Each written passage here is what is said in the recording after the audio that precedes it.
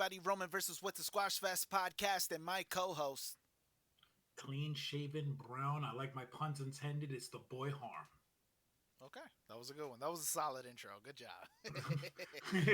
All right, everybody. So today is Monday Night Raw. We're recording a little late due to the fact that I have a new job and it got in the way.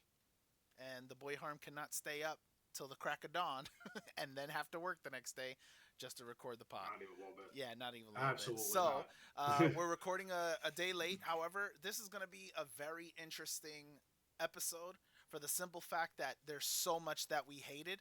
We literally, as we were watching, we weren't watching together, but as we were watching, we were yelling at each other through the phone.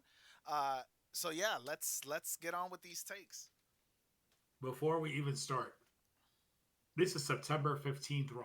Yes. I will go on just off the top of my head. Okay. This might be the worst Raw of 2025. Okay. This is how bad I think this Monday Night Raw was. Okay. So I'm shocked. I'm shocked. I just want to put that out there because the entire time, the one segment that I know you hated that I loved, I wouldn't say love, that's too strong a word, that I was okay with. I thought the following three segments you were going to glaze on. So the fact that you hated it, I hated this Raw.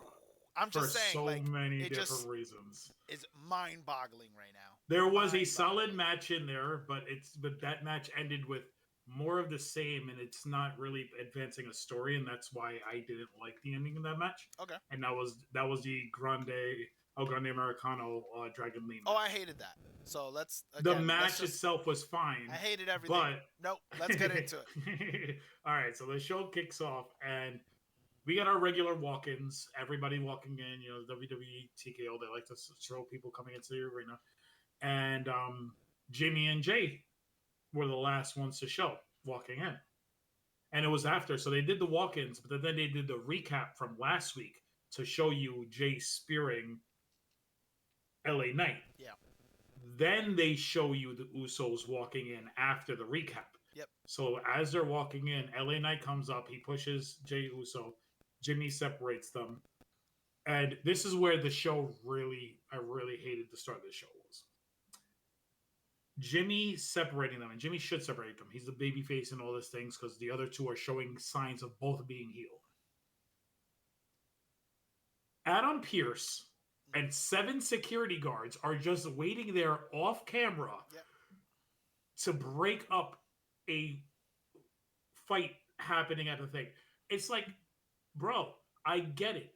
You don't want your two top baby faces fighting and messing up your show. But when you do things like this and it's like 10 seconds and all of a sudden the security is there, it's just like you're taking the realism a little bit out of it for me. I was just going to say that. There's a sense of realism that you take away immediately because that's not how that would go down in life.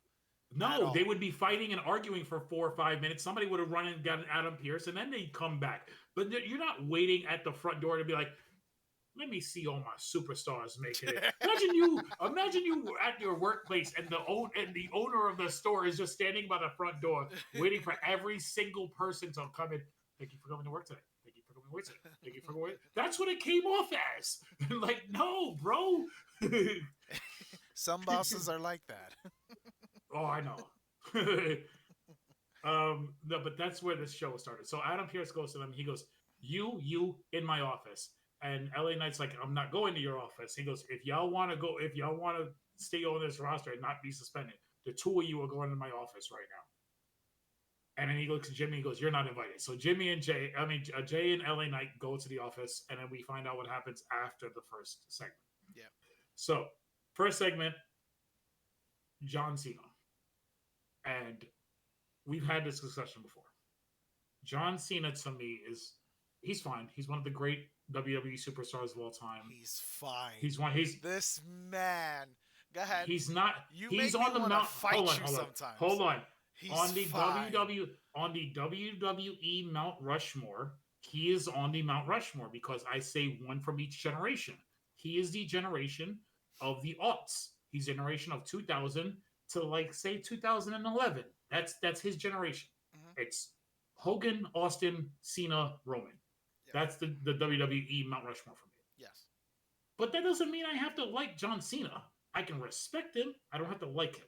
So he comes out, and I'm just saying, I It's don't have fine. to. You don't. You absolutely don't have to. It's So blasphemous. it's not blasphemy. It's I don't like John Cena. blasphemous. I'm saying he's one of the 4 greatest superstars in the history I of the understand that, but biggest you wrestling cannot say company this ever. man when he's on the mic and he's roasting people. Oh, he's one of the greatest talkers of all time. Okay, then. So don't be like, he's fine. He's But entertaining. You don't have to tell me that you like the man like he's one of your goats or anything like that. I'm not expecting that. But what I am going to expect is you don't say he's fine. Like he's just one of these guys. You're talking about him like he's a mid-carder right now, bro. Between the bells. Here we go. Move on. I can't get stuck on Cena when there's so much to look forward to. But I will say this was Cena, and this is what we've argued about this before, and we knew what this last leg of John Cena's run was going to be. It's going to be him being super babyface John Cena. Super babyface. Yep. This was 100% super babyface John Cena. He comes out to the ring. He's like, I'm in Springfield, Massachusetts, right up the road from from where I grew up. I have family here. I have friends here. I have college teammates here. I played football over here. I was an offensive lineman. My niece isn't here, but it's her birthday. Happy birthday! Like this is an entire promo for like 4 minutes, bro. You know? and then he goes on about Brock Lesnar, and you knew exactly what he's going to say about Brock Lesnar because it's a lot of the same things he said about other people. Yeah. Am I afraid of Brock Lesnar? Yes, I am. Me and Brock grew up together. Not grew up, but came up in this business together. Yeah. And Brock is a thoroughbred. Yeah. I almost got fired. Like all the things he's always said. It's like I'm afraid of Brock Lesnar, but guess what? I'm not gonna do. I'm not going to lay down for Brock Lesnar. I'm going to fight. Yep. Am I gonna win? Not gonna guarantee that, but I'm going to make sure I don't give up. And that's basically his entire promo. Yeah. While the whole crowd, while he's saying this, the crowd is saying, "Am I gonna give up? Oh, am I afraid of Brock Lesnar? No. Yes, I am." They were not trying to hear it. They were not trying. What I love about this run with John Cena is even when he was heel, and now that he turned babyface, they're not trying to hear anything disparaging about John Cena, including from John Cena. They're not trying to hear it. But it's in John Cena's character to say these things because that's 100%. the character. That's the hustle, loyalty, respect thing, right? 100%. He's talked about this in shoot interviews. Like when he got to OVW, he was the guy who he wasn't Dave Bautista. He wasn't Brock Lesnar. He wasn't Shelton Benjamin. Rico was on that thing. Rico from Billy and Chuck was on that thing. He had a group of people who he said were all more talented than him in wrestling. Mm-hmm. And they got themselves over when they were down. Randy Orton. They got themselves over when they were in developmental. And he had to reinvent himself. And you can make the argument he is the most successful of all of them. He is, because in WWE, he is. But I'm in between the bells. It's always going to be Randy Orton. But that's the John Cena. That's the guy who's always working, always trying to get there. So, yeah, the crowd wasn't trying to hear it. He was like, yeah, Brock's a beast. I'm afraid of Brock. After hearing this promo, you know how I stand. I guess we could do predictions while doing this, and then we do an actual prediction show later. What do you think is going to happen at this show? At WrestlePalooza on Saturday. What is your prediction? I was fixated on Cena going over. You think Cena's going over? Yes. Unless they're trying to prolong this feud. Well, he said he only has 6 more dates left, I'm including aware, Saturday. But I'm saying they can do one Saturday and then one on the next pay-per-view against each other.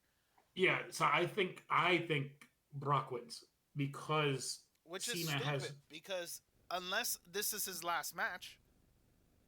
No. Because I understand putting someone over, but you don't need to put over Brock Lesnar.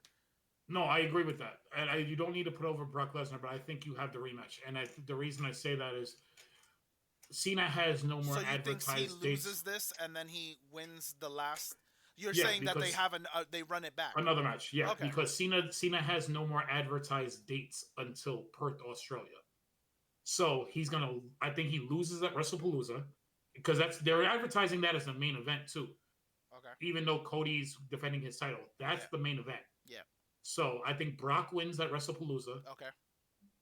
You have maybe Cena cuts a promo somewhere, maybe something happens, and you do the rematch at Perth, Australia. Cena wins there, and then you have like 2 or 3 more appearances to set up Cena's true last match against somebody else. But I think he loses once to Brock, and then he finally gets over on Brock because, I and can you see said that happen, but it needs to be that. yeah. If it's just this one match we're getting, Cena's going over. No, if it's just the one match, Cena's going over. Yeah, I agree. and then if they have it split, then yeah, I'm perfectly fine with that. And I that's think what that I think happens. I think the storytelling is Cena needs to beat the guy who he was never able to beat, Yes. even after Overall, losing at yes. the overall, because you skipped the promo that they did on Raw showing the first half of Cena and Brock's feud, and they were talking about how Cena, when he was coming up, when he was Thuganomics, Cena was chasing Brock for the world championship before Brock left WWE in 2004, and he couldn't beat Brock for the world title. Yeah. And it wasn't until after Brock left at WrestleMania 20 when Cena won his United States Championship at that same show, and then goes on to become the John Cena we know. Yeah. And then when Brock comes back, and they'll touch on that this coming Friday because they're going to do another one. When Brock comes back in 2012 after his UFC run, no, it's 2014. I'm sorry, 2014 after his UFC run. That's when we start to see the Suplex City gimmick, because that SummerSlam is the one where Brock hit him with 16 suplexes and destroyed John Cena, and he never really got a chance to go after Brock again after that point. So he's never really beaten Brock. So I think he loses at Palooza, and I think he goes and wins at Perth, Australia. Okay, I'm cool with that. All right. So this is the one segment, by the way, as much as I say I'm not a Cena fan, this is the one segment I didn't hate, like, of the entire show. I'm just saying. This guy. All right. All right. So then let's scroll down. Is it the backstage? Yeah, we know Springfield. So it's the backstage with, yes, because I'm sorry, I'm on Bleacher Report again. I didn't take my own notes. So yes, we have the backstage between Jay and LA Knight, and Adam Pearce is telling them. Basically, it ends with being LA Knight. You want a piece of Braun and Braun? You can have them both tonight in a tag match. You just have to find a partner. And LA Knight, being the troll he is, looks at Jay and he goes, "All right, I picked Jimmy Uso." And Jay is like, "You can't do that." And then he looks at Adam Pearce. He goes, "You can't let him get away with that." And he's like, "It's up to him." So he goes, "Yeah," and walks away. And then you just see Jay being super salty about everything. But one of them's turning heel. One of them is turning heel. It's going to be LA Knight. I think you're going to tell her LA Knight heel. That would be the easier one, because again, I think it's a mixture of the two. I think LA Knight turns full heel. I think Jay, they try to position him where Roman is in the anti-hero slot. You're seeing it because later in the show when he had that backstage with Jimmy, when he's trying, it seemed like he was calling Roman and leaving him a voicemail. That's exactly what that was. He's like, "Who you talking to?" Yeah, like don't worry about that. You talk about.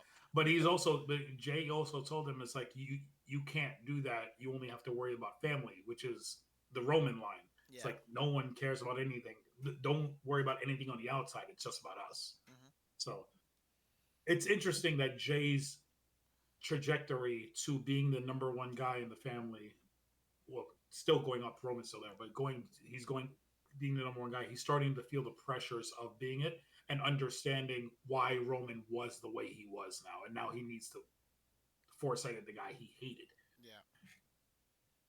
All right, so then we get Lyra Valkyria and Roxanne Perez. Okay. I didn't hate the match. No, I didn't hate the match. Yeah. It was good. These two women are always going to put on a great match. they're always going to put on. This was a really good match. No, These it two was a women really good match. I don't know about both women. You don't think Lyra puts on a great match every time she's out? I don't. I don't. I think sometimes they're really good, and sometimes they're just boring. She reminds me of Athena. Okay. That okay. That comparison is For good. those of you who don't know who I'm talking about Ember Moon. Yeah. Anybody who doesn't watch AEW, yeah, Ember Moon. But and here's the crazy thing: I was the one who didn't like Athena in WWE, and even I would always say the same things. Like she puts on really good matches, and it's going to be the same thing you're going to say about Lyra right now. I could not stand Ember Moon's character. Yeah. That's what I'm saying. It's a very comparable comparison. You had technically a werewolf, because that's what her character was, and then she's a Valkyrie. Yeah. It's like, what are we doing? But the match was good. Unlike last week's match where Roxanne helped Raquel win, Raquel was trying to do everything to get Roxanne the win, and she got herself thrown out towards the end. Eventually, the story of this match is Lyra's back is still hurt from everything Raquel did to her last week, and she can't do any of her moves she usually does. Spoiler alert: towards the end, she hits the Nightwing on Roxanne to get the win. Raquel comes back out. They start beating down Lyra, and at that point, I'm like, all right, somebody's coming out. I didn't think it was going to be Bayley. I honestly thought it was going to be Rhea, because last night on NXT, it was supposed to be a 6-woman tag where it was going to be Rhea, Tiffany Stratton, and Stephanie against Fatal Influence, and Tiffany Stratton had gotten herself hurt against Jade on SmackDown. So they replaced Tiffany with Lyra. So I'm like, all right, so Rhea's going to come out to help Lyra to get people to watch NXT on Tuesday. Okay. And that's where my brain was. But no, we got a returning Bayley. I immediately knew it was going to be Bayley. I thought it was going to be Rhea. I figured it was going to be Bayley for the simple fact that for weeks on weeks we've been giving, this whole when is Bayley returning, which personality we getting, so on and so forth. We kept doing that. So I was like, it only makes sense for it to be Bayley to be returning to give her the win. Well, to help her with the jumping. Understandable. I get the booking, but this is where I love Bayley. I love Bayley. I love Bayley so much. She's one of my favorite women's wrestlers of all time. This is where it just goes off the rails for me. And the entire show, right? Earlier, the entire show. This is the moment. Yes, I agree. And here's my thing. Bayley comes out. Bayley saves her. Lyra's looking like, why is Bayley here out to help me? And then Bayley stares at Lyra and then puts her hands on her temples like she's switching again. Yeah. And all of a sudden, Hugger Bayley comes out. Yeah. And she goes and she hugs Michael Cole. I'm sorry, it wasn't Michael Cole. Michael Cole was in it. Yeah. She hugs Joe Tessitore. She hugs Corey Graves. She hugs Alicia, whatever her name is, the one with the crazy hair. Yeah. She's hugging everybody. I'm like, all right, so she's in her hugger personality right now. All while Lyra's going nuts. I'm not gonna go in order right now, but later in the show, we have Lyra go backstage, and Bayley has her own dressing room, and Lyra's knocking on Bayley's door, and Bayley is yelling, arguing with somebody, but the way she's doing it, it's normal Bayley, role model Bayley, heel Bayley, and babyface Bayley having a 3-way conversation with herself. Yes. Just yelling. Yes. And I'm just like, oh, this is where we're going with this character. And I understand it because that's kind of what we were getting with the vignettes the last couple weeks. Yes. But so Lyra walks in, and I said something to you. I noticed it right away. It's like the dichotomy of her gear, because she had on black pants, a black shirt halfway down, and white shirt halfway down, like good and evil. And I noticed it right away. And then Lyra gets in the ring. I mean, into the backstage. And she goes, thank you for helping me. And then Bayley starts yelling at her, talking how she's an idiot. I didn't need to do all this. So And it's 180 degrees different from the hugger Bailey we got at ringside. Yeah. So we're getting 3 different personalities of Bailey. One centered, one hugger, one heel. Yeah. And my problem with this is not that Bailey's not going to do a good job. I think Bailey is going to do a good job in this role because she's a pro. Yeah. We had this opportunity to do this with another character on a different show 4 months ago with R-Truth. That's my problem. R-Truth cut his hair, started being schizo, talking about, you're going to call me Ron Killings from now on. We turn John Cena babyface again. We forget all about R-Truth being schizophrenic, and all of a sudden R-Truth is back to being R-Truth again. And yet we take the same gimmick and we give it to Bailey. That's where my problem is. Yes, no, absolutely. It makes no sense. But again, the only reason I feel like we're doing this is because they like the idea of the dual personalities, right? But they have no plans for R-Truth. Because they are still planning on cutting the man. Yeah. I know. I get it. That's what it is. So they figured we don't want to waste this gimmick on somebody who's out the door because, again, it adds more intrigue to his character. And they don't want to do that because they don't want to risk the backlash that they got last time. I think they want to do it the Carlito way, where they basically just let him go quietly. Yeah. So that's what I feel that this is. So they were like, no, but the concept is dope. Who can we give it to? Oh, yeah, Bailey, because we're not doing anything with Bailey. Yeah. I used to make the joke, like, it's like Vince McMahon used to just watch a movie years later and say, we're going to do a gladiator gimmick and give it to Drew McIntyre. We're going to do a leprechaun gimmick and give it to, Hornswoggle. It's like he just watched the movie Split. Yeah. Like, it's like Triple H just watched the movie Split with James McAvoy and said, that's a dope concept. Let's do it with a wrestler. We can't do it with this guy. Well, we'll give it to Bailey. She'll do a good job with it. Yeah. It's like... The hugging was cringe. It came off cringe. It just came off bad. The backstage about her yelling because she didn't knock. Yeah. And she didn't knock. You just walked into my room. Yeah. But yet she did knock. I'm positive that she knocked. No, she knocked. But Bailey didn't say come in, and she just walked in. That's what it was. She's just like, no, yeah. So yeah, she definitely knocked. It was just like what is it's just happening? Dumb. It's just dumb. Yeah. And the funny thing is, that's one of your favorite wrestlers. So, I love Bailey. So I can't wait till we get to the rest. I love Bailey. Again, I say this all the time. When you guys probably roll your eyes. I was in the arena for Sasha Bailey NXT Brooklyn when Bailey beat Sasha for the NXT Women's Championship the first time. I was there, and that moment was one of the greatest matches, not only women's matches, one of the greatest matches I've ever seen. Because you know why?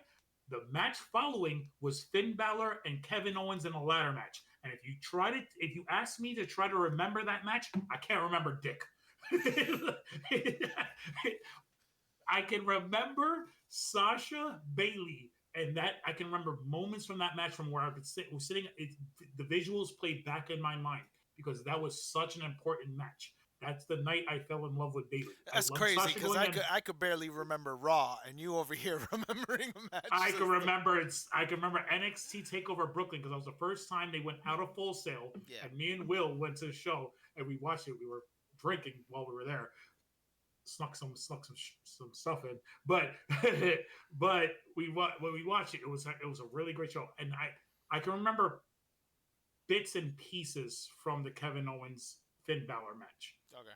But I can remember everything of that Sasha Bailey match. It's so good. And that's what night I fell in love with Bailey, because you know how much I love Sasha. Here we go. All right. So then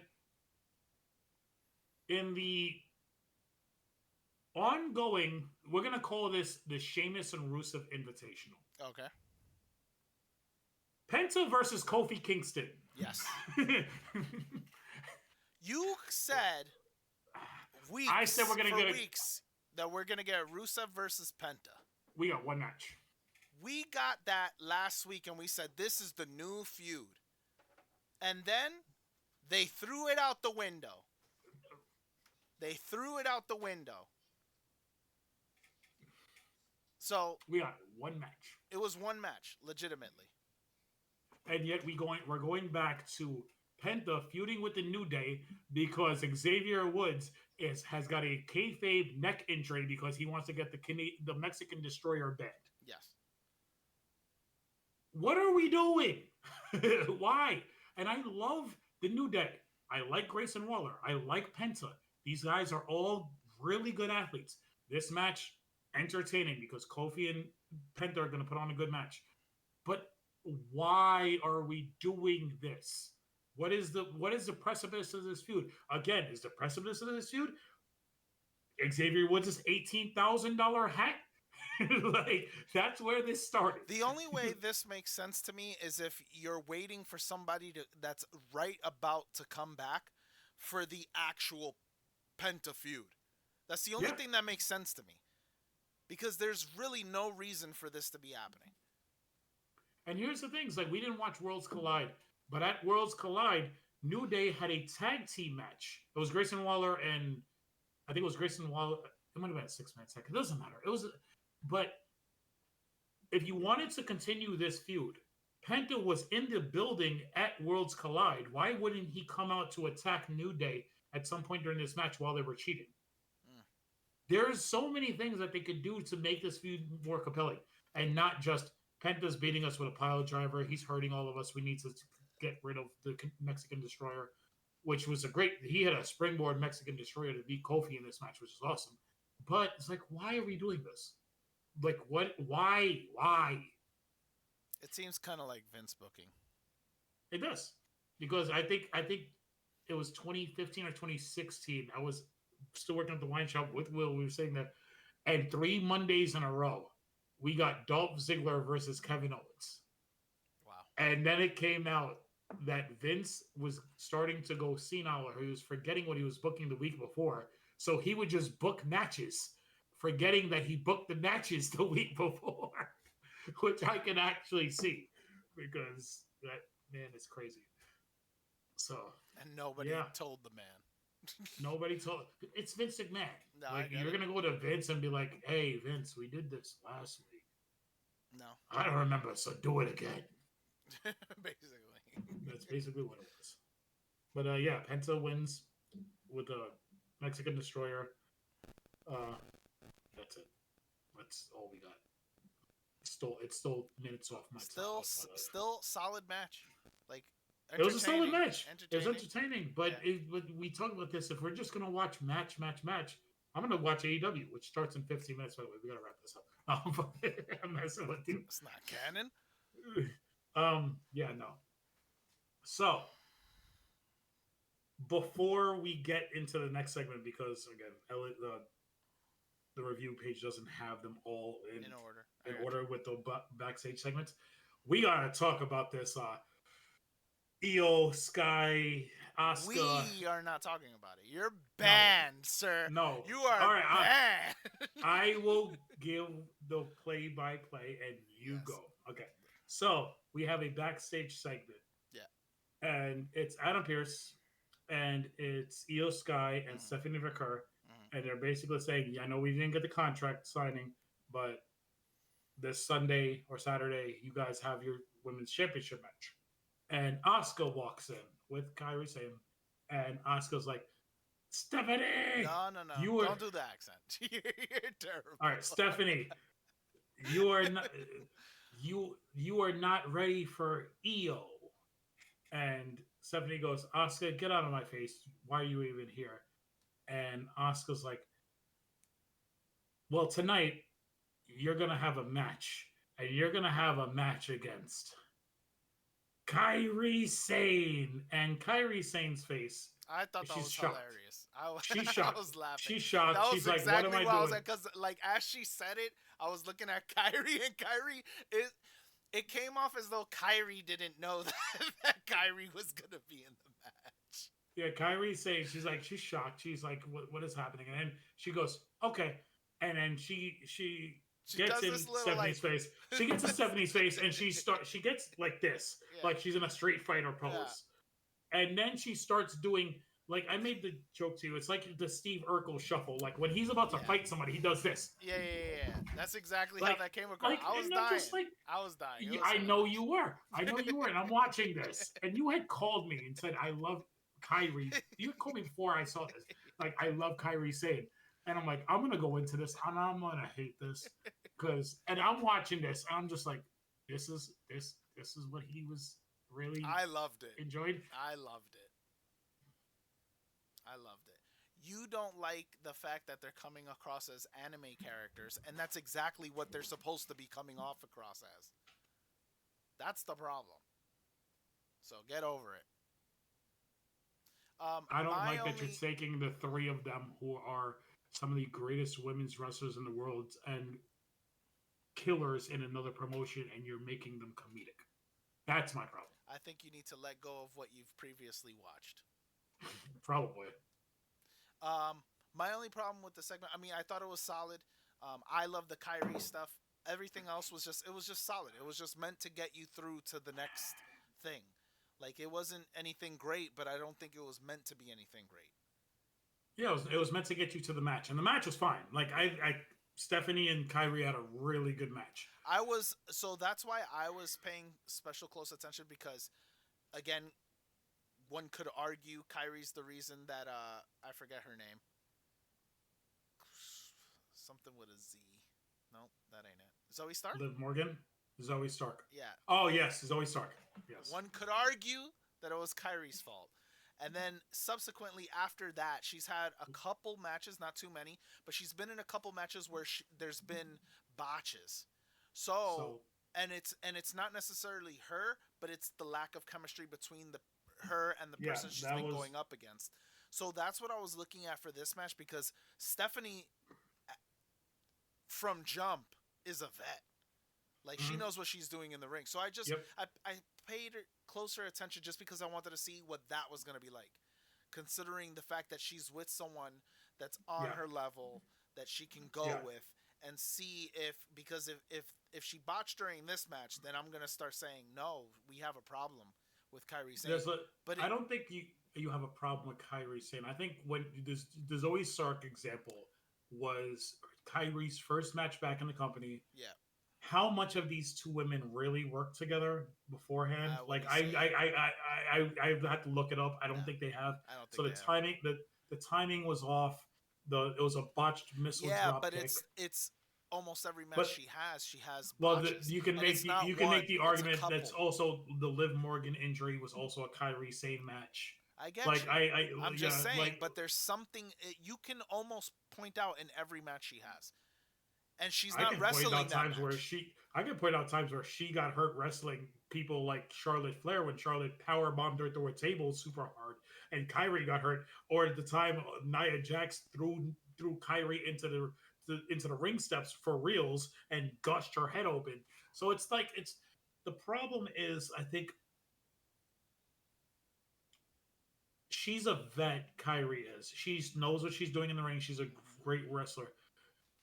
When you start to get in the ring with people who are physically superior to you, I think it's hard for them to hold back on her. Stephanie did a great job in this match. This was a really good match. It wasn't botches. It wasn't good. This was a good match. But it's the chemistry and it's the fact that she's not a big person. Like But that's what I'm saying.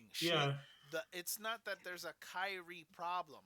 The problem is with Kyrie for the fact I'm starting to think is because she's not in the ring enough. And against these people, there's just no chemistry and they don't understand. There's smaller wrestlers for sure. Mm-hmm. But again, those smaller wrestlers also wrestle a different style. Yeah. So that's what I'm saying. I'm not saying it's necessarily Kyrie's fault, what I'm saying, but it is an overall Kyrie problem. We need to get her more reps. She needs to wrestle more. And rightfully so. She should be on par, or if not, if we're saying Io and and Asuka are on this level, she should either be on that level or 1B to it. At one point, you could make the argument that she was, but just on an in-ring ability, yeah, on standing, she's not on the same level as the two of them. And that's what I'm Right? saying. I mean, and which is fine because now Io was the same thing. We're rectifying that now. You know what I mean? Like now she's a top Well, billing. Eel's always been great in the ring. It's just that where they positioned her as. That's what I'm saying. Now, yeah. Same could be said for Kyrie. Right now, where's her position? She's the comedic tag team. Yeah, partner. Basically. You know what I mean? I don't know. Yeah, either way, there was just that issue that I had. So later, so basically, Zoe, not Zoe. I'm sorry. Stephanie wins this match with the SVP. She changed it up a little bit. She's no longer doing the SVP into a backbreaker. Now it's like now she picks her up into like a face buster. Like I guess they wanted to change it up a little bit because it looks a little more devastating. Yeah. So she beats Kyrie with that. Asuka tries to get into the ring. Io's music hits. Io runs down to the ring. Io gets between them. Asuka powders. She walks to the back, and then you get the face off between Stephanie and Io in the ring, shaking hands. So the respectful thing between the two babyface things, shaking hands going into the match. Later in the show, we do get a backstage segment where Io's walking, Asuka and Kyrie walk up on them, and Kyrie's still selling this match. And this is where I was just like, okay, she's doing a little bit too much. She looked like, because it would have made sense if the finishing move, maybe I'm thinking too much about it, but the finishing move was still the backbreaker. Yeah. Because Kyrie was hunched over holding her gut. Yeah. Not holding like the side of her head on a facebuster. And I saw that and I was like, Kyrie's acting like she was selling that more than Sami Zayn sold the Karrion Kross fucking pipe to the stomach. Yeah. And so Asuka and Io argue, and Io tells her, on Saturday, I'm going to do this on my own. I don't want you there. I'm going to beat Stephanie on my own and win the championship. And Asuka starts yelling at her in Japanese and then says, fine, you do it alone. And she walks away. And Kyrie's still standing there, selling the injury until you hear Kyrie! And then she just walks away eventually. Yeah. I got nothing for the segment. You got this. I'm glad. I mean, again, it was just a continuation of the one before. It was just to continue the story. It was not meant to be something great, but it's not for what you make it either. It's Mama Asuka trying to get her underlings in check, which I understood. Well, I understand because that's also a very Japanese thing, and Asuka has talked about it.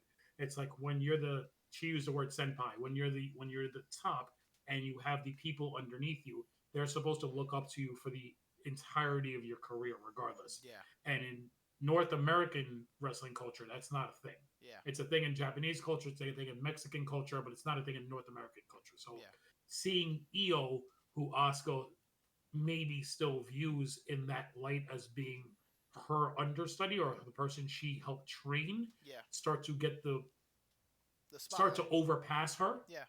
Is where you see Asuka really trying to assert her dominance as whatever. So story. Yeah, I think the story is fine, but I think the whole point is that eventually we're gonna get the Io Asuka 100% rivalry. Well, the only reason I say we probably will is because I don't know if they're gonna split that off and have the Asuka and Rhea Ripley feud first. Okay. That's what I'm saying. So I don't know because they can go either way at this point. I can see that. And then Io's caught in between them. Yeah. Like we're gonna set until finally Paul Levesque booking. Until finally, and then finally the full turn. You get through Rhea, right? Mm-hmm. Io's caught in the middle, and then at the end of that feud, that's how you start off the new one with Io. Is because you're like, you shouldn't have been caught between nothing. It should have been me. Yeah. All right.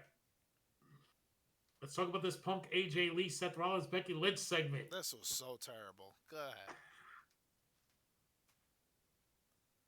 Seth and Becky dragged make their. on. It Oh, dragged this on. was long. I can This see where they were. I can see where they were trying to get with the segment.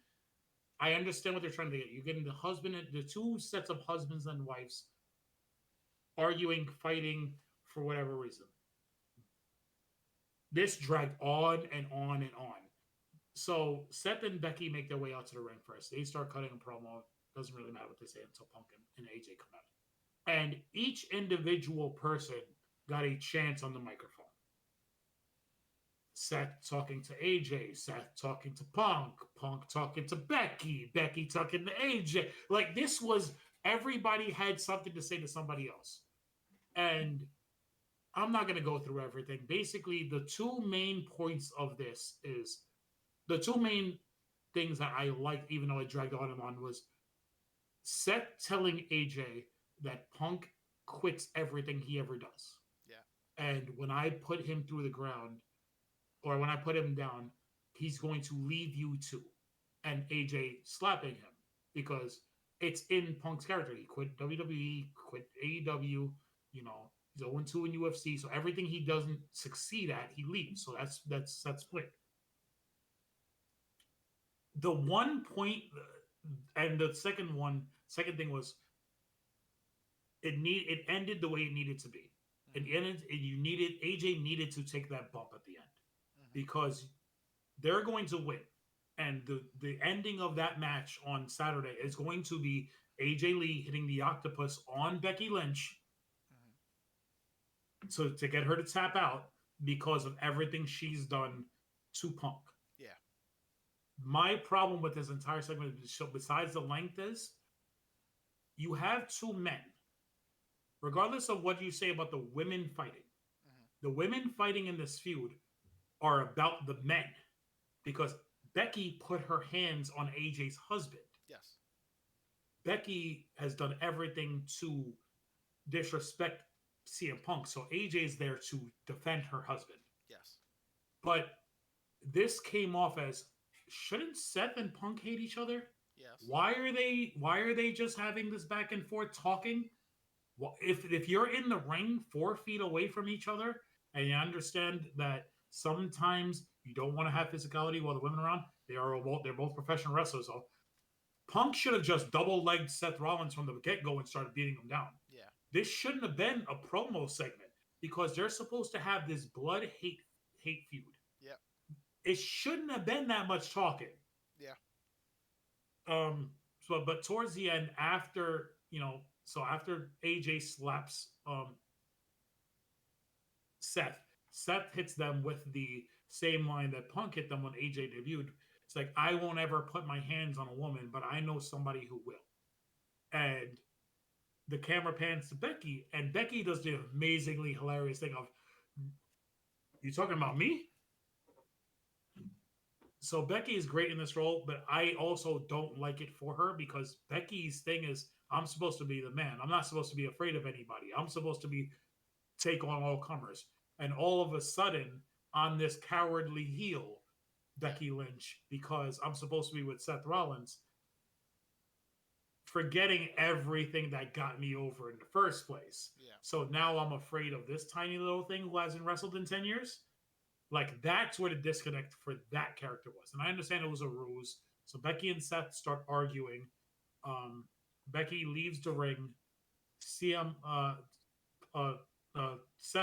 pie faces CM Punk, runs away. CM Punk chases. Becky hits the ring, hits the manhandle slam on AJ.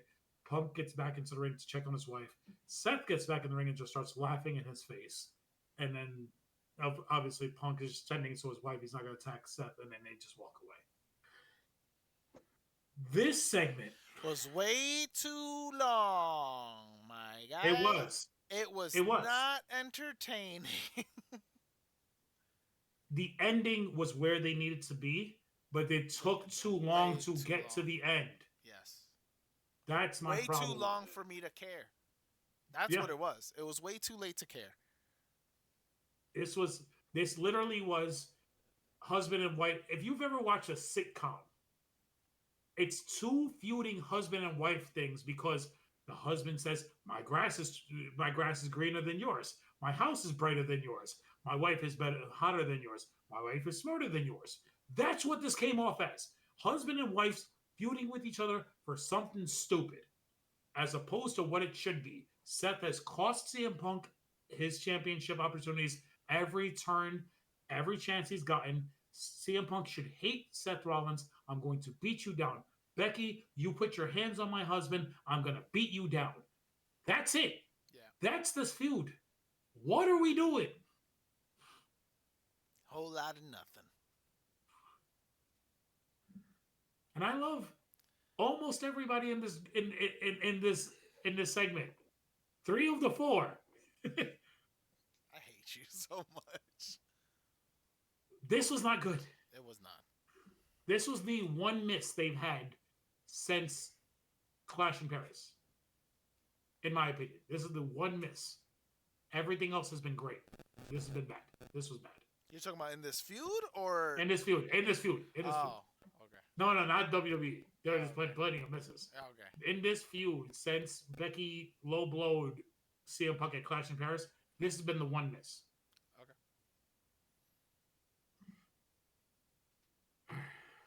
It was terrible. I just gotta put that. All right. And again, I thought you were gonna love that segment. I was like, oh god, I gotta hear his mouth. Nope. I was like, all the people he loves. I loved everybody in this. Oh god. Except for CM Punk. I like CM Punk. He's a little overrated, but I like CM Punk. But this was a miss. This was just long and drawn out for no reason. All right. Before we move on to the next match, which is the El Grande Americano Dragon Lee match, let's talk about the Judgment Day segment in the back. Because there were 2 Dominic Mysterio segments. There was one where he's being interviewed by Byron Saxton, and he's asking him how does he feel to be a double champion, and he calls himself the Mega Intercontinental Champion. Mm-hmm. And then you hear noise in the background. And they pan the camera around the corner, and it's just Xavier Woods holding a chair over Penta. And you don't see any physicality. You see Penta selling injuries, but you see Xavier Woods trying to beat the crap out of Penta with a chair. And this was hilarious. Like, this was so stupid. It's so good. Like, the New Day can't do wrong. I'm sorry. I hate you. That's it. All right. And then we get the other Judgment Day segment where Dominic Mysterio's popping champagne. Mm-hmm. And maybe it's just the drinker in me, because I noticed this right away. He pours everyone's champagne glasses properly. But when he pours Finn Balor's, if you ever imagine a champagne flute, 70% of his champagne flute was just the bubbles. Yes. No, so I saw that. I noticed that. Yeah. He barely gave him any. Yeah. He barely gave him any. So I'm watching this. I'm like, he has no booze. Like Finn Balor is not going, his cup is going to be 20% full. Yeah. And Finn dumps it out anyway, but because if you ever know anything about Finn Balor, he doesn't drink. It's one of the things. He doesn't drink at all. So he just pours it out. But so they're all toasting the Dominic Mysterio being a double champion. Yeah. And Finn goes, "Why are we toasting? Roxanne lost tonight. We need to figure out a strategy for them. And by the way, we have a problem. What is up with you in El Grande Americano? He's here helping you every single week. He helped you win that mega championship." And Dom is taken aback. He goes, "Don't worry about it." And JD's like, no, we have to talk about this because he's not part of the Judgment Day. And they basically don't get to a resolution. Finn and JD walk off, and you have Dom turn to Roxanne and Raquel, and they're more okay with Dom than Finn and JD are. Yeah. Right? So we've talked about this for seemingly going back before WrestleMania, because we thought coming out of WrestleMania that Finn was going to feud with Dom for that This is the Intercontinental Championship. slowest burns ever. Paul Levesque booking, bro. This is it. This has been 5 months since WrestleMania, and we haven't gotten this blow off of the Judgment Day yet. I don't So know how you do it because I think they want to continue. They're gonna wait till Liv comes back. They want to wait till Liv comes back, and what I'm saying is because remember we said that they're gonna implode within themselves, and obviously Dom leaves, right? Because you're gonna give him a singles run, so on and so forth. But I think the plan is to continue the Judgment Day after Dom leaves. You think it's a perennial? I was thinking about that. I was listening to something going raw, and I was listening to Steve Austin the other day. It was like they said I like the idea of a perennial group that always keeps going. Yeah. Almost like how New Japan continues the Bullet Club, even though even though no one can name me 2 members of the Bullet Club anymore because it's David Finlay and nobody else. But this version of the Judgment Day, I've said this before, this is the 3rd iteration of the Judgment Day. You had the Edge, Rhea, Damian Priest Judgment Day, as short as a reign that was. Then you had Finn take Edge out. Then you had the Finn, Damian, Rhea Judgment Day, and you added Dom in. Then you added Carlito. Then you added JD, right? This is the 3rd iteration because now you added Liv in, you took Rhea and Damian out. And then you took in Roxanne in. You can keep the Judgment Day going. I'm not saying that you need to really eradicate the Judgment Day, but at a certain point, you need to be telling stories within the group that are, all right, cool. Dom is becoming too big for the Judgment Day, so either he's going to usurp the power and become the true leader, and to be the true front of it, and kick Finn and JD out, and now it's just him, Liv, Roxanne, and Raquel, which would be hilarious. It was him and 3 women, because it's Dominic Mysterio, WWE's golden penis. but I'm just saying, it's like but that's the way I see it. I see Finn and JD going out on their own and doing their own thing, and then Dom taking his own group, right? And because I don't know because if Dom's a megastar, bro. 100%. What I'm saying is, if he leaves the Judgment Day, it could go one of 2 ways. It can either be he leaves with Liv, and Raquel's gonna follow. Mm-hmm. I think Raquel have that trio. You have that trio. You have that trio. And then you do Finn, JD, and Roxanne. Exactly. Okay. Or somehow they pull the trigger on Roxanne and Dom. They're not doing that. I don't see that. I know. I'm just saying. Imagine. Talk about recycling stories, like. But no, but I think Dom has become such a huge star. And I mean, I've talked about this for 2 or 3 years. I saw it years ago that Dom was going to be a star. And you guys always like, no, I don't see it. I don't see Dominic being WrestleMania. I never said that. I don't know about. Oh no, that was your cousin. Oh yeah, that was your cousin.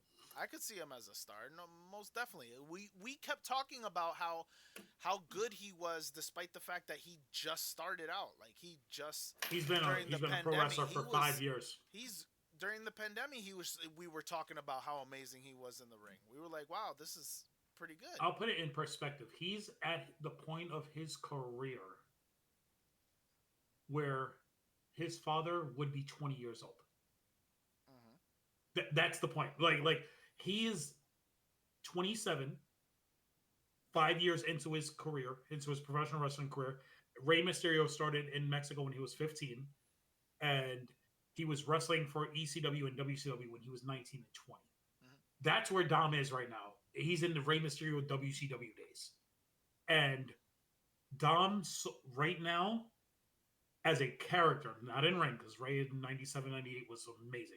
But as a character, Dom has something that Rey never did. He knows how to get actual heat and connect with the crowd. That's the one thing he's always been able to do since he's been. Here's what he has over his father. Height. No. If No, it wasn't for the fact that he's such a small person, he would Ray. If he was bigger and can do the things he does, he would have gotten pushed higher. Ray got pushed in WWE being and in WCW because he was so diminutive, because he Yes, was I so know. small. But Dom has something that you can't teach in with professional wrestlers, something that I don't think Ray ever truly had, even during his best time in WWE. He The has the character. ability, the character, to connect with the crowd. He understands that portion of, of the business. He'll probably never be as good of a wrestler in ring that his father was, but if you can be that guy No, when yeah, you're 100%. 27 years old and you're 5 years from now, I'm talking about 2030, WrestleMania 47, whatever it's going to be.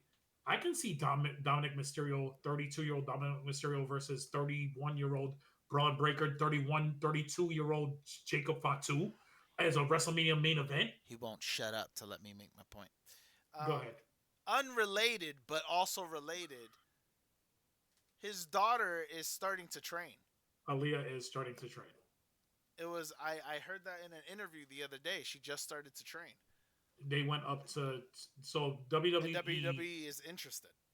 Yeah, so WWE will send their athletes and people that they're interested to in signing to Canada to train with Natalia and TJ. So Ray, Aaliyah, a bunch of other WWE wrestlers, and a bunch of WWE ID indie wrestlers went up to train with Natalia a couple weeks ago. Nice. If Aaliyah is the same, like her short little run with Buddy Murphy, I guess It was she entertaining. did a she was it was entertaining for what she had to do. She just had to be the pretty girl, Yeah. and then her sell the fear of Rhea Ripley as Rhea was trying to kidnap Dom every week.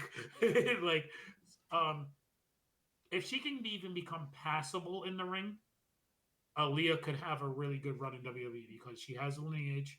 She's amazing looking. She's beautiful. Her face looks like Ray, but she's beautiful young lady. If she can become passable in the ring, she could have a really good run in WWE. I agree. I believe that. I agree. All right, so let's get into this Dragon Lee Grande Americano match.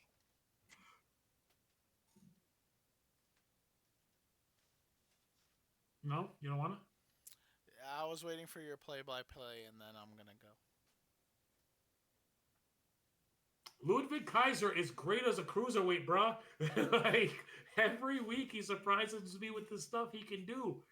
Dragon Lee in ring is amazing. He's really good. He's another guy who could possibly be due for a repackaging. I'm just saying. I don't think being Mexican Dragon who just does flips is a good thing for him. But anyways, this is a solid enough match. My whole issue with this is we're doing the story half-heartedly. Why are we having this match? Explain to me why. Are we supposed to remember that Dragon Lee was one of the people feuding with Chad Gable when he was under the mask? Or are we just gonna just have the match because El Grande Americano cost AJ Styles his match against uh, Dominic Mysterio? So now, in order to get AJ Styles' back, Dragon Lee has to have a match with El Grande Americano. Like that's what it came off to me. It's no longer about you're disrespecting my heritage by putting a mask on and calling you a luchador when we can all tell you're a gringo, which is what the story should be. That's how But it no, started. that's how it started until Chad got hurt, and then they abandoned that, and now El Grande Americano is Dom's proxy, and then now he's feuding with AJ Styles for some reason. Like what is like they deviated so far off the path. Um, but this was a fun enough match. It was fine. El Grande Americano wins with help from Dos Americano and Tres Americano. Um, both it's Tyler Bate and Pete Dunne under a hood. Like they help him win. He wins with a springboard blockbuster. And then in a hilarious moment after the match, they do the Spider-Man meme. They literally stand This at was the stupidest thing I've watched in such a long time. And then, especially when they ended and they just started it, Spider-Man meme. They did the Spider-Man meme. I was so livid. I don't think you understand. And then I just kept telling myself, and this guy's gonna glaze all over No, this. no, I no. was spazzing. This was I'm so watching. bad. I'm The tired match of it. was We're fine, not going anywhere with this. but that's my point. The match was fine, but the match is just a match. You're not going to advance the story. The story literally is all the Mexicans that are on Raw should be beating down these three fake luchadors. It Yes. should be the LWO. It should be Penta. It should be Ray Phoenix. I know he's on SmackDown, but it should be Ray Phoenix. It should be Dragon Lee. Apparently, Dragon Lee's not in the LWO anymore either because he's with AJ Styles. I have no idea what's happening over there either. But but this is the point. It's like they just deviated LWO's so two far off the people line. now, bro. It's a tag team, yeah, the Latino World Order. There are two people now because if Ray comes back, he may not be in the LWO. He may go straight into a feud with Dominic Mysterio for the Mega Championship. Also true. Like it may not be. He may not even show up on Raw. He may only show up on AAA. We don't know. True. So yeah, it's just so bad. This is like I say, this might be the worst Raw of 2025. Hey, let's get it. So that's when it says. I just want to point out, I'm here for one more Rey Mysterio championship run. Continue. No, I'm okay with that. I'm here for it. I don't care if he wins it and loses it the next week. I just want him to be champ. I'm okay with that. I'm okay. I said this is a me thing. They know. They understand. It's a me thing. I'm just saying We're gonna end up with it one time. We're gonna end up with Dominic Mysterio versus Rey Mysterio either at Triple Mania next year, mask versus hair match for Rey's retirement, or it's gonna be WrestleMania 43 in Saudi Arabia. I think you hold it off to Saudi Arabia. I think you do Dom versus Rey, mask versus hair. Dom beats Rey for the first time in a singles match ever because he beat him in a tag match. For the first time in a singles match ever, Dom beats Rey, retires his father. Rey hands the mask over to Dom. Here's the problem that I'm having with that. Who says Rey's ready? I think he has talked about he's getting ready to retire because he's almost 50. I haven't heard that, and he still moves quick. No, he's great. No, he's still at 50. He still moves. I might be confusing him with AJ. One of them said they don't want to wrestle past 50. I know AJ said that. I just don't know if Rey said it too, and I missed something. I'm not sure, but I never heard that. Hold on. I'll tell you right now. I'm pretty sure I heard that. Rey Mysterio. What are you typing? Rey Mysterio retiring? Retirement plans.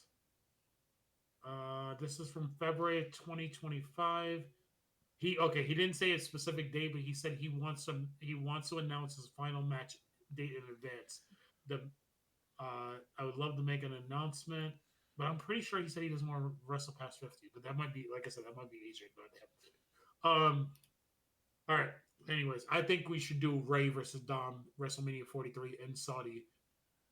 Rey hands the mask over to Dom. Yeah, but Dom's not gonna wrestle in masks. He has, sort of. Okay, but I'm saying he's not gonna start doing that. No, he doesn't have to wrestle in the mask, but by having him, either you're going to have him be the super heel by taking the mask away from Rey and forcing his father into retirement, or he's going to take the. Can you imagine the heat off of that though? The one. I mean, remember the heat he got when he first turned on him when he joined the Judgment Day? But I'm saying it'll be worse. It's gonna. Oh my goodness. To end Rey Mysterio, that's crazy. It has to be done. It has to be done. Or he turns babyface and says, Rey gives him the mask, and in that moment, Dom finally gives his father the respect and forgives him for being on the road for all those years. But the fact that every time you're coming up with a scenario, somehow Ray has to retire. That's the crazy part. I think the only way Ray should retire is by losing to Dom. Yeah, that makes perfect sense. I'm just saying, like, why he gotta retire his father right now? He's already in the Hall of Fame. Who cares? He's gonna be 52 years old by the time this show happens. Like, like retire. I don't want to see Rey Mysterio have a Ric Flair style. Oh, but you're saying in match? 2 years. I'm talking about Saudi Arabia, WrestleMania, okay, WrestleMania 43. No, I thought you were saying that this needs to like start happening now. Because I still want to see some stuff. No, we're talking about Saudi Arabia, WrestleMania 43. And I think the first feud that needs to happen right now is him and Finn. I think you do Dom and Finn, and then that leads into Dom and Grande Americano. Well, let's talk about what happened on Raw because we never even got to it. Yeah, we just started talking about Dom. That's true. After Finn and JD walk away, Rusev walks in. And Rusev goes, Dominic Mysterio, nice to meet you. I guess they've never met. I guess Rusev was in AEW by the time he got there. But nice to meet you. And Dom, being hilarious, goes, my hands are busy. And he's holding both his championship belts. And Rusev is like, well, my name is Rusev, and I'm the next Intercontinental Champion. So we were wrong about him and Penta, yeah. We were wrong about him and Penta, but I'm happy that they're putting him in something. This is better. My problem is Rusev can't afford the loss, bro. And you're not taking the title off Dom. And you're not taking it off Dom. The only way you're taking the title off of Dom is if he goes off of Raw for a while and you just have him be the AAA Mega Champion. Yeah. And like if he goes away and he's just doing wrestling for AAA for a while. I can see that. I can see it too. And then he comes back as a babyface. But who knows? Yeah, but at the same time, what is the Judgment Day right now as currently constructed with Liv and Dom both out? The worst tag team champions in the history. Basically. So that's the only reason I don't think that works. Yeah. All right. So Stephanie McCurk, Kairi Sane. Great match. Did we talk about this already? I'm just like I feel like we bouncing around all the time. Great match. These two women had a really good match. Stephanie, I feel like we had because we were bouncing around talking about the backstage segments. Yes. Yeah. Stephanie wins with the SVP. We're just bouncing around. This matter. Stephanie wins with the SVP. Yeah, you said that. We talked about this earlier. Yeah. And then we'll just skip something. We'll skip to the main event. LA Knight, Jimmy Uso, which was also terrible. So before this had happened, we spoke about it before, but Jey Uso is calling Roman Reigns. Jimmy Uso says, "Who are you talking to? Don't worry about it, Jimmy. You can't tell LA Knight that you're going to team with him. We have to do this for the family." And Jimmy's like, "I already spoke to LA Knight, and I told him we weren't gonna. I wasn't gonna be teaming with him." But there's no Ula Fala around your neck. You can't tell me what to do. That line killed me. Mm-hmm. Took me out. Yeah. There was a spirit that left my body. Like that. Oh yeah, because because Jay is feeling the pressure of being the number one guy, and he wants to be that guy. And Jimmy, his older brother, by 7 minutes, is telling him. His older brother is telling him, "No, you cannot tell me what to do. I do not listen to you. You're not the head of the table. You're not the tribal chief. There's no Ula Fala around your neck." So he goes, Jimmy. So then later Jimmy goes to LA Knight. He goes, "You still need a partner?" He goes, "Yeah." He goes, "I'm in." So we get LA Knight and Jimmy Uso against Bronson Reed and Braun Breaker.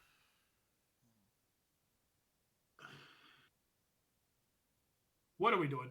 What are we doing? What are we doing? What are we doing? Bruh. We need a shirt that just says, "What are we doing?" Facts. Jimmy, bro, is seriously just regulated to the guy you tag with.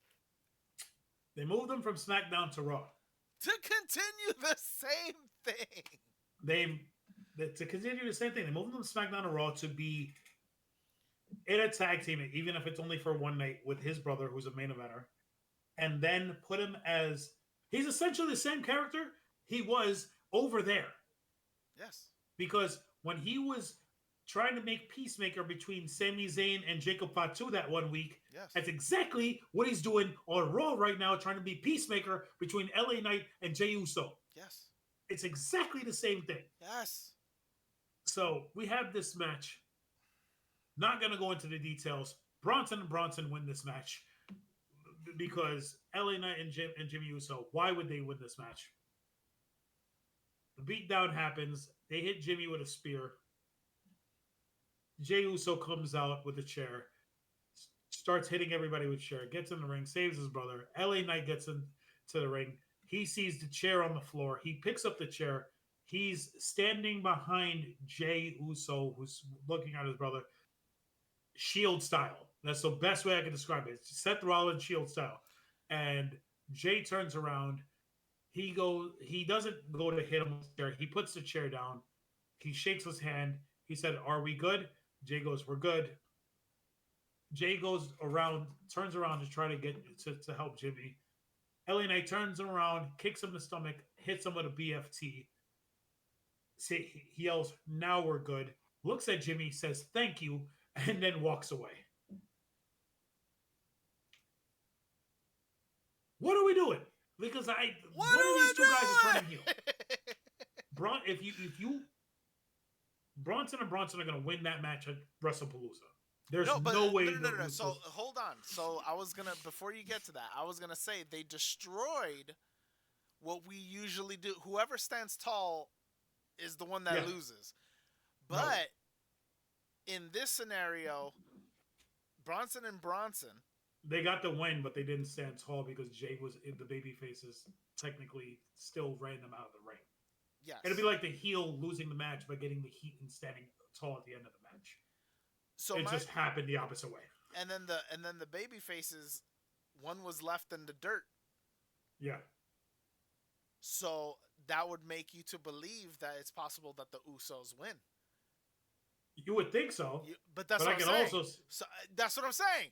So where are we going with this? Because I have no idea at this point. I would have said Bronson and Bronson need to win this match because it's them solidifying themselves and overtaking one of the greatest tag teams of all time.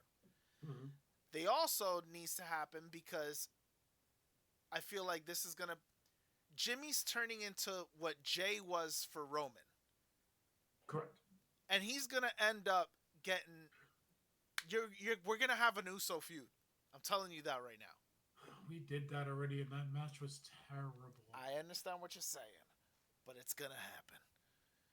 We're getting that because Jay's going to start doing the stuff Roman did where he was beating the crap out of them to get them on pain. So I don't know who can possibly win this, but again, like, it hurts somebody. If the Usos win, there's no reason for it other than nostalgia purposes, and it starts to bury Bronson and Bronson. Yeah, I agree. I think Bronson and Bronson win. I think they don't win clean. I think at some point either LA Knight... It's one of two things. LA Knight's getting involved in this match at WrestlePalooza. If he tries to help because they want to keep him babyface and he ends up hurting the Usos, then you can potentially see... We're going to get an LA Knight Jey Uso feud. Like, straight up. That's going to happen. It's going to be LA Knight Jey Uso, maybe in Perth, Australia, maybe a Survivor Series. We're going to get one of them. That's going to happen. That match. The wild card is if you really, really wanted to shock people, LA Knight comes out, hits Jey Uso with a BFT after Jimmy is taken out. So the Bronsons take out Jimmy. Maybe they spear him. Maybe they do a splash through the ring timekeeper's area, and Jey Uso is 1-on-2. And LA Knight's music hits, and he's out there to try to help Jey Uso. But he doesn't help Jey Uso. If you want to do the shock thing, LA Knight comes out, referees down, hits Jey Uso with the BFT, Bronson Reed hits the tsunami. The Vision gets the win. LA Knight turns heel, and that's how you get the LA Knight Jey Uso feud. If you want to do the extreme shock thing, LA Knight joins the Vision. That's what I thought you were going with this. That's the number 3 option. I don't see that happening. I can see him going heel on a turn on Jey Uso, but still hating the Vision as a heel. I think that's the more logical thing. But if you want to go far down the road, LA Knight joins the Vision. That's terrible booking. I could so see it happening. I'm saying that's terrible booking if it does. I don't think it's terrible. That's terrible booking. LA Knight does not need a mouthpiece. Unless you're going to make him the mouthpiece. Since Paul's neither the Seth Rollins and Paul is technically... Yeah, but you don't need to take a bunch of people that don't need Paul Heyman with Paul Heyman. Paul Heyman hasn't been on TV. He hasn't been there since Roman. Which is what I said, unless you're going to replace him as the mouthpiece. And then that leaves you room that he's free to he can go back with Roman. Yeah, the only reason I say that is because there's reports that WWE is regretting ending the Bloodline stuff because they considered them like their Avenger level story. I mean, it is because it was the Cody Avengers. How did Cody get everybody around him to take down the Bloodline? Yeah. But at a certain point, they botched the second act or the third act of the Bloodline because you could have kept it compelling after Roman lost the championship. Yeah, 100%. Roman's saga of the Bloodline was over, but the initial thought of Solo picking up the mantle while Roman was gone wasn't a bad idea. It was the execution of how they did it that just didn't seem good. Everything up until January 6th of this year to when Roman, Solo, Ulafala, solid enough. Yeah. Everything since then, yeah, it's just been like, I understand you have all these new Tongans you want to bring in, and they're all really good wrestlers, but it's just like you're watering down what might have been the greatest story in the history of wrestling, and not Austin McMahon. Yeah. Right. Like that's my point. So yeah, you can say I regret ending it. Yeah. But it's not that you ended it. It's just that you failed the next part of it. Yeah. Because the next part of it would have been, okay, Solo's starting the next part of his family. He's going to be he wants to be tribal chief. And I understand he wanted to separate Jay because he was getting so far over here. He was getting so far over. He became the 2007 Jeff Hardy, like I like to say. But Jay was always next in line to be the next tribal chief, the right-hand man after Roman Reigns. So he should be feuding with his little brother over that. And that's how you continue to keep it going. And you can still get Jay over that way. Yeah. And then eventually Jay wins the world championship. But I think they shotgun Jey Uso into winning that world title at WrestleMania this year. And it was a great moment, but we've talked about how Jay's drop-off since WrestleMania has been so precipitous that maybe you shotgun the moment a year too early. Yeah. If that makes sense. Yeah. I get you. But yeah. I think it was also a bad move to move Jimmy Uso to Raw and not Jay to SmackDown. Okay. The problem with moving Jay to SmackDown is Cody has that belt hostage. I 100% agree with you right now. But right now, he could have been feuding with Solo and trying to build the family back. That could have been the story for him on SmackDown because that's where everybody is. Yeah. And then by that point, you would hope that Cody already defended this thing a couple times, like with the Drew and the Aleister Black, and then get to Jay. Yeah, there are different routes they could have taken for Jey Uso, because what they could be trying to do too, you can't do Roman Rock, but you could do Roman Jay. Again? Like I get it. They did Roman J multiple times, but never Tribal when Jay Chief was. J I was versus gonna say Roman you've never Reigns. done J Roman when he was at this level. Yes. So I get it. Um, if you're not gonna do Roman Rock, because apparently Rock losing 70 pounds, and Yeah. how does he put that all back on? Like I like get you. No, I know I you got a year understand. and a I half to understand do what it. you're saying, but I'm just saying you can't do it realistically. I think that's one of those matches we'll never see. I agree. Um, They had a shot, and then instead we got a tag match. yeah. So I think at this point it makes sense for Roman J, and you start building him up now, getting the family together. That should be his mission starting out, and then boom, how can I go after a title And if I then can't get my family? and then Roman, even though he's giving Jay advice, he can see the error in what Jay's doing because he already lived it. Yeah. Right? So And so he it's like can, and Jay. again, it's kind of like Anakin Obi, where Anakin is Yeah. now at a point where they're supposed to be peers, but Yep. he's still trying to little brother me. You said Anakin Obi, I could just say Asuka Io. Like it's the same thing. It doesn't matter. We're recycling stories on WWE programming anyway, so whatever. Yeah, it's the same exact story basically. It's whatever. But yeah, that was Raw. That was Raw. And again, this might be the worst Raw of 2025. After the John Cena segment, it was a downhill from there. Yeah. Poor Raw. It didn't deserve to go out like that. So yeah. Here's my other thing. I got a question. Brock Lesnar showed up at SmackDown. Yeah. Looking for John Cena. Yes. Why wouldn't he show up in John Cena's home state of Massachusetts on Raw? Where you know you're gonna find him. Where you know he's gonna be there. Like they're like what? Like you're right. I can't argue with your statistics. I just thought about this. I was like, wait, why was Brock not on Raw? Yeah. Jesus.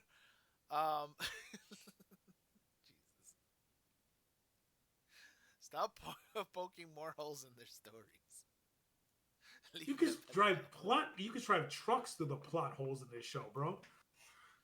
That was good. I just can't. But yeah, so at some point this week, to Harm's point, we're gonna be doing a prediction for WrestlePalooza. So definitely check that out. As you can see, the boy Harm's trying to put some added emphasis in TikTok, so please engage with those videos. I almost argued with a dude. I know. I read the comments, and I was like, what is going on? I was like, the point is to grow the channel. And this man found beef. He liked the video after. No, I know. And you guys came to it, and he was like, I love having conversations with fellow wrestling fans or whatever. But it was just hilarious because I'm like, this is not like, because it's happening in real time. And I'm like, this is not what I told him I wanted him on TikTok for. And to be more. Oh, Jesus. So, yeah. But yeah, so as always, we appreciate you guys. Please continue to like, comment, subscribe, and all that good stuff. Be sure to follow us on Spotify, TikTok, iHeart, and YouTube. And I always do this side, but it's actually on this side. Because you have your camera flipped. Yes. So it throws me off every time. Anyway, we appreciate you guys, and we'll catch you on the next one. Peace.